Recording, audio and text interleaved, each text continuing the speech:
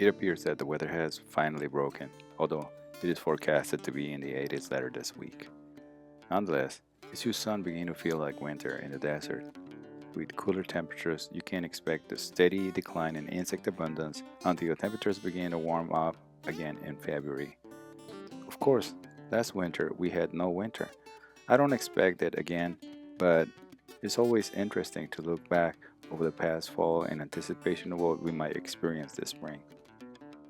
A quick look at both recent and historic data on pest abundance recorded from our research plot here at the UMAG Center and from our area-wide trapping network suggests that insect pressure this fall was heavy for some pests and lighter for others.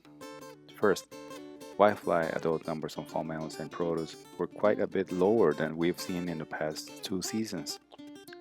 Unlike last fall, however, untreated melon plots on the Ag Center didn't succumb to whitefly damage and we were actually able to harvest melons.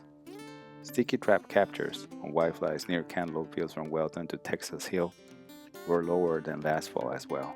Similarly, CYSDV, cucurbit yellow standing disease virus incidence at harvest and cantaloupe fields in these areas was very high this fall.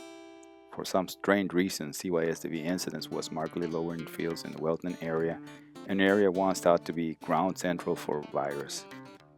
In all cases, high traps catches were found in melon fields in close proximity to cotton fields, and virus incidence was highest in fields near where spring melons had been grown.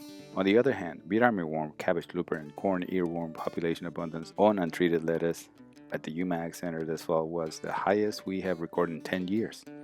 Populations began infesting plots in early September and remained steady throughout October and November.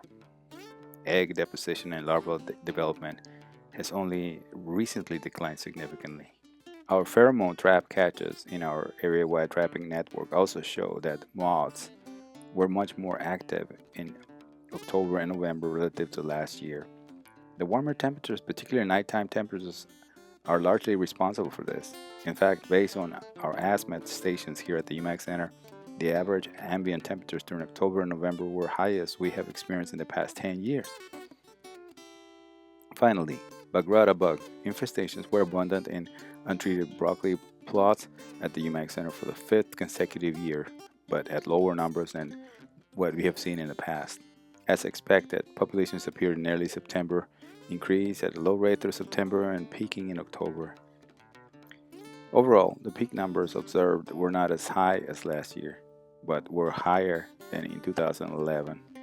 However, even with these lower numbers, infestation levels in our untreated broccoli plots this year remained at damaging level throughout most of October. In contrast, similar to last fall, western flower thrip population numbers have been relatively low. We've not yet begun to pick up winged green peach aphids on sticky traps or colonies in untreated lettuce plots.